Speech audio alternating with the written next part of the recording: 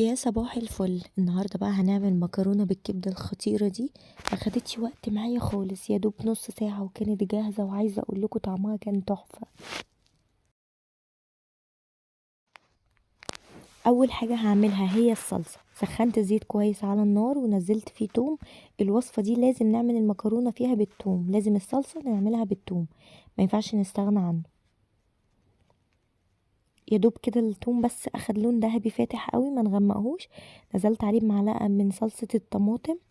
طبعا اللي مش عايز يستخدم صلصة ممكن يستخدموا طماطم بس انا بصراحة كنت عايزة اعزز اللون اكتر.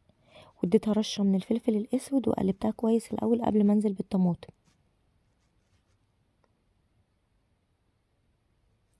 بعد كده بقى نزلت عصير طماطم، دي كانت طماطم متفرزة عندي. نزلت بقى الطماطم وحطيت عليها فلفل اسود وملح ورشة بسيطة قوي من السكر، وبس كده. وقلبتها وسبتها على النار، على نار هادية لحد ما تستوي. بعد كده بقى حمصت شوية من الكزبرة، كانت عندي كنت عايزة اعمل بيها الكبدة، فحمصتها كده عشان اطحنها. طبعا البهارات اللي بتطحن في البيت بتفرق جدا عن البهارات اللي بنشتريها مطحونة.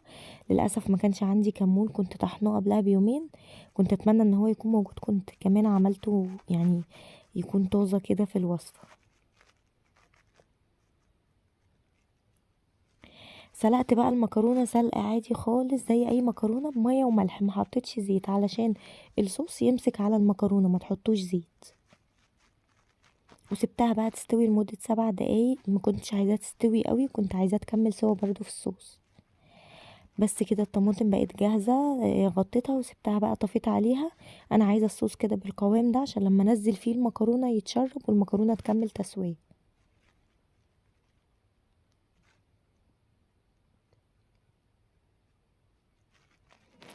بعد كده بقى طحنت معلقة كده من الكزبرة في الهون. طبعا ممكن تستخدموا الخلاط، الكبة يعني. بس انا بصراحة كنت عايزة اخد اقوى طعم منها، فطحنتها كده في الهون. حطيت بقى الكبدة وحطيت عليها خل. طبعا احنا لازم نتبل الكبدة الاول قبل ما نقليها. وعصير ليمون، كزبرة بقى من اللي احنا لسه طحنينها، وكمون وملح. ممكن تحطوا الملح بعد التسوية وممكن تحطوه في التتبيلة عادي جدا. توم، ونقلب بقى ونسيبها شوية. يعني المفروض الخطوة دي بنعملها قبل الكبدة مثلا بساعة، بس انا بصراحة كنت مستعجلة فعملتها على طول. بعد كده بقى هحضر دقة للمكرونة، عبارة عن كوباية من المية وعليها مثلا ربع كوباية من الخل، توم بسيط مش كتير، توم وملح وشطة. بس يعني هي عبارة عن مية وخل وتوم وملح وشطة، رشة ملح برضو بسيطة. عايزة اقول لكم بقى الدقة دي بتخلي المكرونة طعمها تحفة، وبتكون حرشة قوي كده للناس طبعا اللي بتحب تاكل اكل حراق. رفعتها بقى على النار تغلي كده غلوتين وبس، مش عايزة منها اكتر من كده. وبعد ما بتغلي بنحط عليها معلقتين من الصلصة. سخنت بقى طاسة كويس جدا جدا على النار، لازم تبقى سخنة قوي. بصوا يعني الطاسة سخنة ازاي. وبعد كده بقى نزلت فيها الكبدة. مهم ان الكبدة تنزل في طاسة سخنة علشان ما تنزلش السوائل اللي فيها وتكون ناشفة معاكم. وما تقلبوهاش اول ما تنزل في الزيت عشان ما تتفرفتش منكم. يا دوب بس كده نوزعها في الطاسة ونسيبها بس تتشمع تشميعة كده، وبعد كده نحركها بقى براحتنا. ونحط عليها الفلفل الاخضر حار او بارد حسب الرغبة.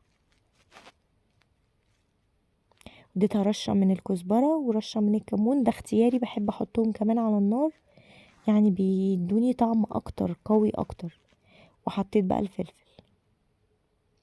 وبس كده، وبنقلبها تقلبتين. طبعا الكبدة ما بتاخدش تسوية كتير وبتكون جاهزة.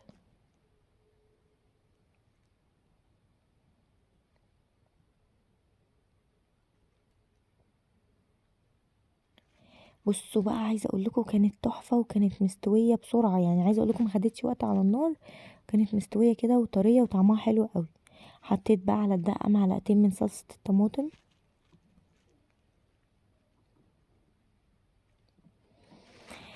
بعد كده بقى حطيت الطماطم في الصلصة اسفة المكرونة في الصلصة، واديتها تقلبتين كده على النار تستوي وتكمل تسويتها. بقى عايزة اقول لكم كانت ريحتها تحفة، وبصوا لونها كان عامل ازاي، كانت خطيرة وما كانتش معجنة ولا اي حاجة.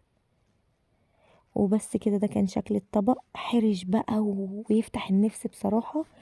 لو عجبكم متنسوش تعملوا لي لايك وشير وتشتركوا في قناتي على اليوتيوب.